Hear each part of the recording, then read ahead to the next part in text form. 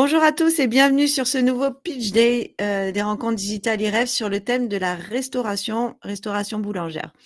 Je suis Elsa et nous sommes ravis d'accueillir aujourd'hui Riaz Mahmoud, directeur des opérations, et Audrey Machuré, responsable support opérationnel sur le développement de l'enseigne Le Pain Quotidien. Bonjour et merci à tous les deux d'avoir accepté notre invitation. Bonjour Merci à Elsa, vous. merci. Avec plaisir. Alors, je crois que c'est Audrey, c'est vous qui allez vous lancer pour, tout d'abord, en fait, avant de démarrer cette interview, pour pitcher rapidement sur ce que c'est justement le concept, le pain quotidien. Qu'est-ce que c'est? Alors, le pain quotidien, c'est un concept belge qui est né aujourd'hui depuis 34 ans et aujourd'hui, notre réseau est composé de plus de 220 points de vente dans le monde, dans une vingtaine de pays et un gros développement en perspective puisqu'on ouvre 7 pays l'année prochaine.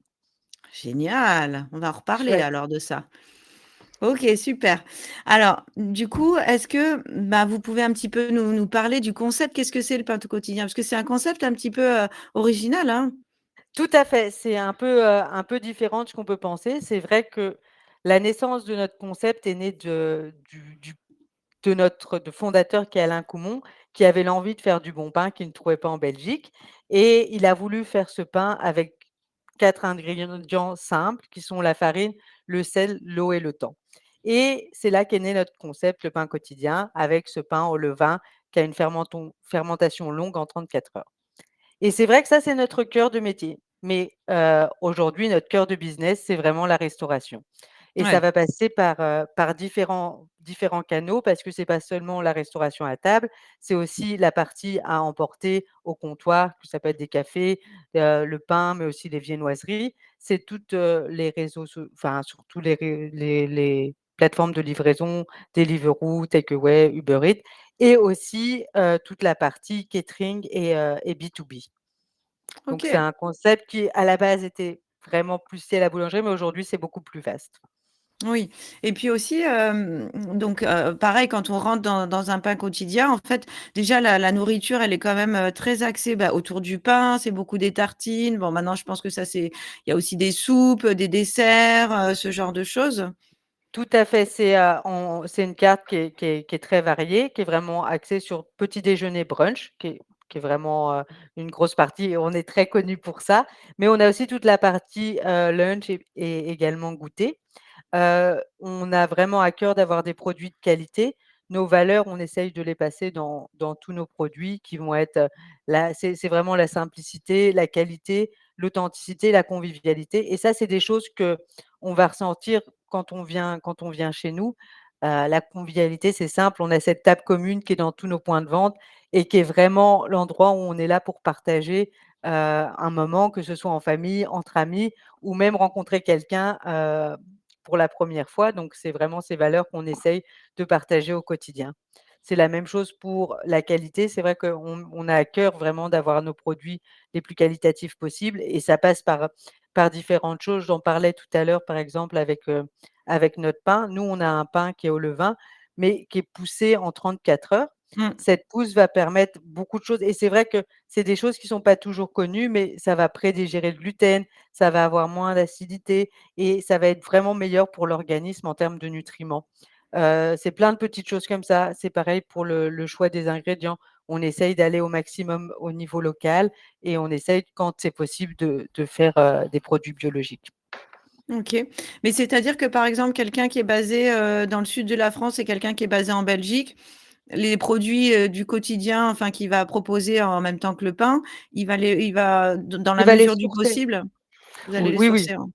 en toujours. effet, ouais, exactement et le client qui va en Belgique, à Paris ou à Aix, retrouvera les mêmes produits, donc les basiques du pain quotidien comme le toast avocat, nos brunchs, le petit déjeuner pain quotidien et après, chaque franchisé a la possibilité de sourcer des produits en local.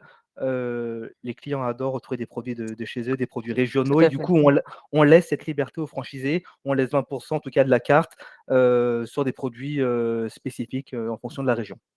OK. Et Oui. c'est assez important pour nous. On a un exemple, par exemple, on ouvre Tignes, le le mois prochain, enfin non, Dans non, 3 à la semaines. fin du mois, oui, à la fin du mois. Et c'est vrai que, par exemple, on a fait toute une petite carte qui est le après-ski, donc avec un Oui. croque-monsieur un peu savoyard.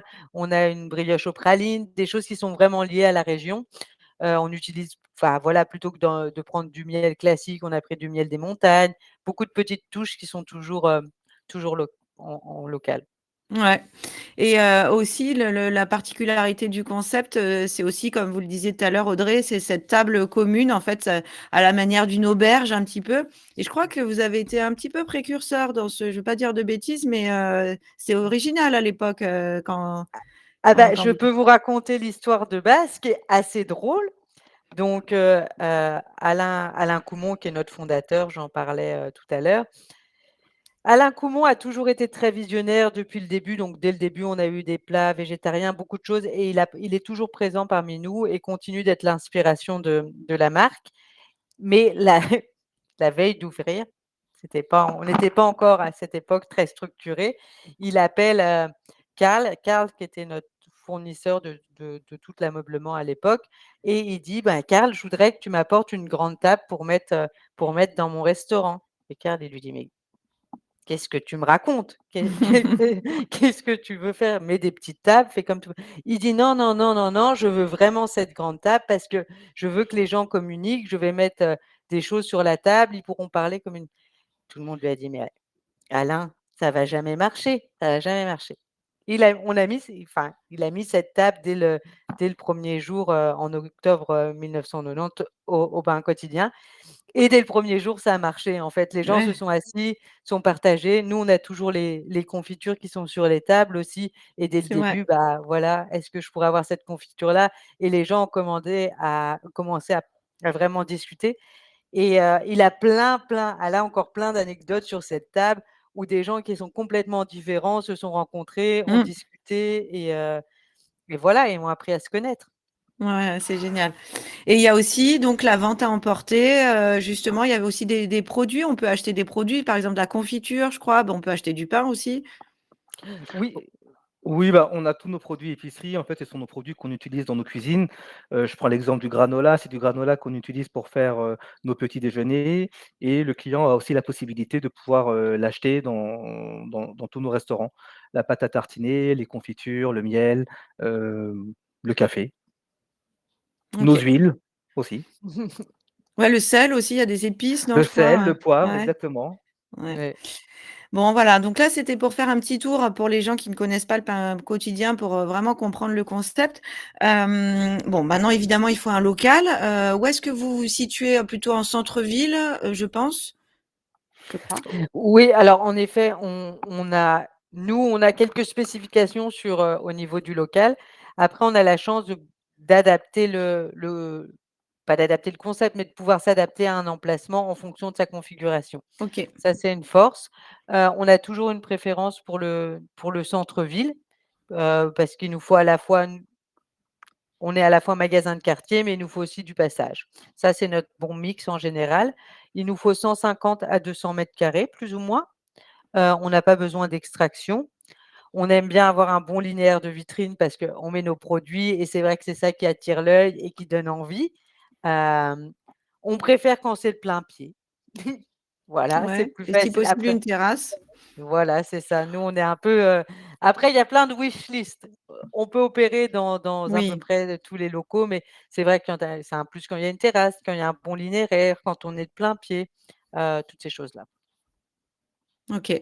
Riaz, vous vouliez ajouter quelque chose? Non, non, bah, Audrey a bien décrit, en tout cas OK.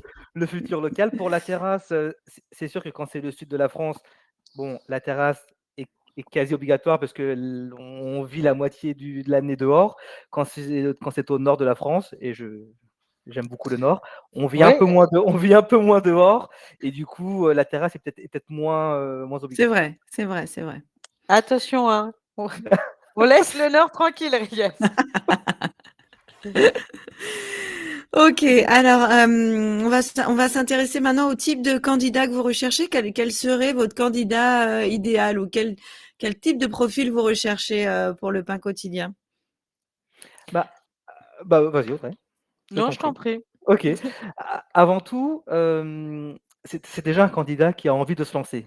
un candidat qui a envie de se lancer dans l'entrepreneuriat et qui n'a pas peur de s'investir. Parce que quand Mmh. on se lance dans ce projet, les 18 premiers mois, les 2 premières années, on va dire, on est présent, dans son point de vente, avec ses équipes, avec ses clients, en lien avec nous, le franchiseur, et du coup, voilà, faut pas avoir peur, sur les 2 premières années bah, oui, de faire des heures et d'être présent. Donc avant tout, c'est vraiment, une personne investie et qui sait dans quoi il s'engage. Et opérationnel du coup, pas investisseur? Alors ça dépend, Ah! ça dépend. Le deuxième point, c'est une personne aussi qui connaît sa région. Aujourd'hui, en France, on est en plein développement. On a 11 pains quotidiens en France, et on souhaite en ouvrir en tout cas d'autres dans plusieurs villes et c'est important d'avoir une personne qui connaît sa ville. Déjà, bah, j'en parlais tout à l'heure, pour développer les produits locaux. Tout à fait. Et aussi, bah, pour connaître, les institutionnels, les clients, et le mode de vie, ben, je pense à Toulouse, Bordeaux, Marseille, et de connaître un peu sa localité. OK. Ensuite, ce qui est important, c'est une personne qui partage nos valeurs. Audrey en parlait, tout à l'heure. On a aujourd'hui des valeurs d'authenticité, de simplicité et on a des produits qui existent depuis 35 ans. La marque est solide et forte depuis 35 ans aujourd'hui et la personne en tout cas qui souhaite nous accompagner dans ce développement, devra, bah, partager, ces fortes valeurs qui fait la force de la marque aujourd'hui, et qui va transmettre ces valeurs à ses équipes, mais à ses futurs clients pour qu'on puisse après, dupliquer ce modèle. Mmh. Enfin, l'expérience dans la restauration, alors il n'est pas forcément obligatoire, il c'est mieux quand une personne a une expérience dans la restauration parce que, bah, la personne connaît peut-être, les différents ratios, le fonctionnement du service client, les horaires, enfin bon, a peut-être ces notions-là. Mais, une personne, qui ne vient pas de la restauration et qui a cette soif d'apprendre, on prend aussi. En tout cas avec Audrey, on est là pour pouvoir, former, accompagner et justement, faire en sorte de réussir, ce partenariat. Oui, c'est pas une obligation, une condition, sine qua non. Non, non, non, Non. on est présent, nous, pour former, pour accompagner du début jusqu'à l'ouverture, mais même après l'ouverture, donc le franchisé n'est jamais seul. Ouais, ça Et on va reparler après de l'accompagnement justement que vous exactement, proposez. Donc en fait, le petit plus qui va faire la différence, c'est vraiment quelqu'un qui partage vos valeurs et puis qui a envie quoi finalement. C'est quelqu'un de passionné, qui a envie de développer son business et qui est bien ancré dans sa région. Oui et qui a une appétence pour la restauration, qu'il aime ça Évidemment. aussi. Mais, et c'est vrai que ça, c'est plus de notre expérience. Par exemple, nos franchisés qui sont avec nous depuis très nombreuses années, on voit qu'ils ont des valeurs communes et c'est vrai que nous, quand on travaille à ouvrir de nouveaux emplacements et de développer des régions, c'est vraiment sur le long terme. Ça, c'est important pour nous. On veut s'ancrer dans une durée. C'est pas l'important d'ouvrir vite, vite, vite. Non, c'est la bonne personne au bon endroit, sur le bon emplacement pour être sûr que ce soit un succès. et c'est Oui, oui, bah, en fait, vraiment oui, c'est vraiment un la partenariat fidélisation gagnant-gagnant. des clients et des franchisés. Exact. Exactement. Pardon Riaz, vous disiez? Non, non, je disais, c'est vraiment un partenariat gagnant-gagnant où du coup, on accompagne le franchisé et lui nous accompagne sur notre développement. Oui, tout à fait. Oui, oui, bah, de toute façon, c'est ça la franchise, j'ai envie de dire, hein. C'est faut que ce soit gagnant pour, si c'est Exact gagnant pour le franchisé, c'est gagnant pour le franchiseur et inversement, quoi. exactement. Exact. OK. Est-ce que, combien ça coûte de rejoindre l'aventure Le Pain Quotidien? Quels sont les critères financiers? Audrey, tu veux prendre la parole? Je t'en prie, j'y vais. OK. Enfin, j'y vais, très bien. Donc on a des droits d'entrée de 35 000 €. Nous, on fonctionne, c'est vrai que 35 000 €, mais nous, on fait un package d'entrée parce que c'est vrai que souvent, il y a c'est ça et ça et ça. Nous, c'est ce qu'on voulait pas quand on a fait notre modèle pour le développement à la franchise. Donc l'idée, c'est d'avoir un package qui est complet. Dans ce package, il va avoir donc les droits d'entrée, il va avoir tous les 3D de l'emplacement, il va avoir tout l'accompagnement de A à Z, le support à l'ouverture au niveau marketing, toutes les impressions nécessaires et tout l'accompagnement qui va de la période de ce qu'on appelle, nous, avant l'ouverture jusqu'à 6 mois après l'ouverture. Ce qui est important, c'est on sait que quand on fait un projet au niveau financier, c'est quand même allez, c'est quand même le nerf de la guerre. Mmh. Et c'est important pour nous que ce soit très transparent. Donc une fois que cette enveloppe est payée, il y a plus d'autres factures qui vont arriver. C'est un investissement global environ on est entre 380 et 400 000 €, dépendant forcément du local, mais c'est une moyenne. Nous, c'est tout le projet qu'on comprend dedans et ça va comprendre l'ensemble des dépenses. C'est pas, l'investissement sur l'emplacement, c'est l'investissement global. Donc OK. bien sûr, 120 000 €, c'est en général ce que demandent les banques et voilà, donc c'est en général à peu près ça. Et OK. c'est important ce qu'Audrey dit, donc sur les droits d'entrée, de 35 000 €. Hem, c'est une seule somme.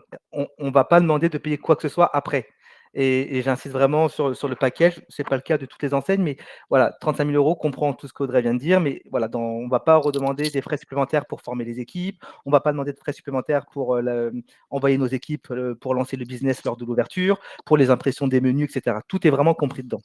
OK. Et est-ce que est-ce que vous, prélevez des redevances ou est-ce que vous avez un système de redevances ou pas du tout? Tout à fait. On a un système de redevance, qui est en 3 parties, donc c'est 5 plus 1 qui font 7 au total, 5 de royalties, 1 de marketing et 1 de marketing digital. D'accord, OK. Et le contrat de franchise, il est sur combien d'années? Il est sur 7 ans. OK. OK, OK, très clair.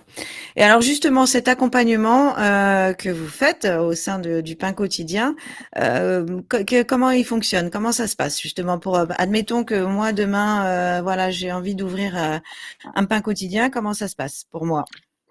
Alors, Ah, vas-y. vas-y Riaz, je t'en prie. Non, non, je t'en prie. Alors, l'accompagnement est fait en plusieurs phases. Donc, il y a tout ce qui se fait en amont. Donc, c'est le premier contact. Donc, le candidat, soit écrit sur l'adresse mail qui était affichée tout à l'heure ou passe par votre plateforme. Quand le candidat écrit, ça tombe chez moi. Donc, je rappelle directement le candidat. Et on fait un premier rendez-vous dans un de nos pains quotidiens. Ça permet au candidat, de voir le concept et vraiment de voir le concept en live. Hem, OK. Ensuite, quand on a fait ce premier rendez-vous, on fait ce qu'on appelle une journée d'immersion. C'est-à-dire que le candidat, va venir dans un de nos restaurants et être, en cuisine, en salle, au comptoir. Ça permet à ce que le candidat puisse vraiment voir, le back office de notre concept et voir si c'est vraiment un concept qui lui plaît. Heu, Soit normalement à ce moment-là, le candidat dit: «Bah, c'est bon, c'est vraiment ça que je voyais et à l'ego, j'ai envie de me lancer avec vous», ou l'inverse, il peut aussi dire: «Beh, non, je ne voyais pas ça comme ça, c'est peut-être trop restauration ou autre», et du coup, à l'inverse, il ne continue pas. Hem En tout et cas, dès c'est que un le bon co moyen de savoir, de faire un premier filtre en tout cas, de Et voir si la personne est vraiment motivée, que ça lui et si ça lui plaît. et de Exactement. et comprendre ce que c'est la réalité du terrain parce que Exactement. c'est vrai que souvent, nous, ce que le client ressent, c'est vraiment une atmosphère cosy, que c'est chouette, que c'est très sympa. Mais il y a un peu de boulot derrière Oui, pour évidemment. arriver à ce résultat-là et ça, c'est important que ce soit aligné entre les attentes et la réalité du terrain. Bien sûr, bien sûr. Quand le candidat valide la journée d'immersion, la première chose à faire, et c'est le plus long parce qu'il ne faut pas se tromper, c'est la recherche d'emplacement.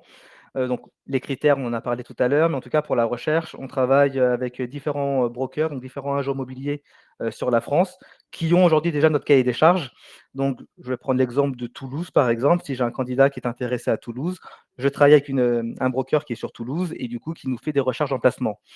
Quand il y a un emplacement, nous est proposé, aussi bien moi qu'Audrey, on se déplace du coup dans la ville en question pour visiter avec le franchisé le local. C'est important de se déplacer parce que, le franchisé, et ça rejoint ce que j'ai dit tout à l'heure, lui a son œil sur la Oui, ville, oui, l'emplacement, parce qu'il connaît mieux que nous en tout cas l'endroit, bien et sûr. nous du coup on a cette vision de se dire, oui, on peut ouvrir un pain quotidien ici, oui, c'est la superficie idéale, oui, il y a les cuisines qu'on peut mettre là. Voilà, on a cette vision vraiment, opérationnelle, et on Oui, on peut se c'est un projeter. team, c'est un complément quoi. Chacun, la vision de chacun se complète. Et quand il y a le local, en parallèle, on fait aussi une étude de trafic. À chaque emplacement visité, À chaque emplacement, on fait une étude de trafic. Cette étude de trafic sert à savoir s'il y a le trafic nécessaire à cet emplacement. Ça calcule du coup le flux par créneau horaire, le flux par jour de la semaine, le pouvoir d'achat. Et ça permet de se dire, parce qu'on peut dévoir un flash en disant ah bah le local est top, il est génial. Mais quand on a l'étude, on s'aperçoit qu'en fait, il n'y a pas de trafic sur nos heures de business qui est souvent qui est le matin et le 12-14 heures ou le week-end. Donc, c'est important aussi de faire cette étude avant de se lancer. Donc, ça, c'est tout l'accompagnement déjà en amont. Quand il y a Et oui? je vais juste rajouter un truc, je rebondis sur le trafic. Il y a 2 choses parce que ce qui est important, c'est d'avoir du trafic, mais du trafic qui correspond à notre clientèle. Tout à fait, tout à fait. Donc c'est à la fois une étude quantitative, mais aussi qualitative, du trafic. Quand le local est trouvé, donc il y a la création de la société. On travaille avec différents partenaires, donc on accompagne le franchisé. Généralement, il est autonome, mais en tout cas, s'il y a besoin, on accompagne le franchisé pour la création de la société, mais aussi pour le dossier de financement. On a des partenaires financiers aujourd'hui qui nous accompagnent dans notre développement.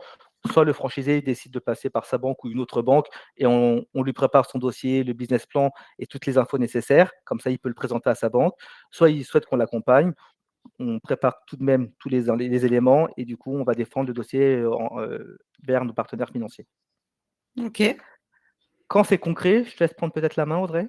Oui, quand c'est concret que la partie, c'est là qu'on va rentrer en chemin dans la partie ce qu'on appelle projet. Donc en Mmh. général, là, on atteint la partie où c'est signé et on a le local. Donc on a concrétisé, on a sécurisé. Maintenant, on va préparer, toute la partie projet. Donc ça va être déjà tout le design au niveau de l'emplacement avec des 3D, le support pour, tout ce qui est fourniture avec nos fournisseurs référencés et on va aussi en même temps travailler sur tout ce qui est, la création du menu, la formation et tout l'accompagnement. Ça, c'est vraiment notre phase projet où en fait, on prépare tout pour un mois avant l'ouverture et là, on va OK. passer vraiment dans la phase ouverture où un mois avant, on finalise tout, les premières commandes, la mise en place et une semaine avant l'ouverture, là, on arrive avec notre équipe. Donc c'est une full équipe opérationnelle qui vient sur place. L'idée, c'est vraiment que c'est des personnes qui sont très habituées, spécialistes du pain quotidien, très habituées au terrain, qui vont juste mettre le bon rythme pour que tout le monde se mette en phase et que l'ouverture soit vraiment smooth. Il y a Que ce combien de temps, pardon, Audrey, entre le 1er coup de fil, enfin bon, non, on va dire entre à partir du moment où on a trouvé le local et l'ouverture?